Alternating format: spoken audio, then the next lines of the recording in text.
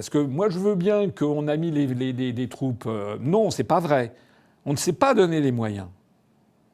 Moi, quand je compare la façon que Retailleau a eu de gérer, et le préfet de police de Paris, avec, paraît-il, quelques milliers de policiers, mais avec des voitures de police, quoi. Quand je compare à ce qui avait été utilisé contre les Gilets jaunes, avec les LBD, avec des voitures militaires, c'était quasiment des engins blindés. Quand je compare à ce qui est utilisé contre les manifestations d'agriculteurs, qui sont considérés parfois comme des grands délinquants, alors là, il y a un véritable problème. Parce que tout le monde sait quand même que les Gilets jaunes, sauf quand évidemment ils ont été infiltrés délibérément par des black blocs, c'est-à-dire par la police, pour pourrir l'image des Gilets jaunes. Mais normalement, les Gilets jaunes, c'était des Français de la classe moyenne ou des catégories modestes de la population et qui étaient là et qui manifestaient benoîtement, en définitive, avec leur droit constitutionnel de manifester.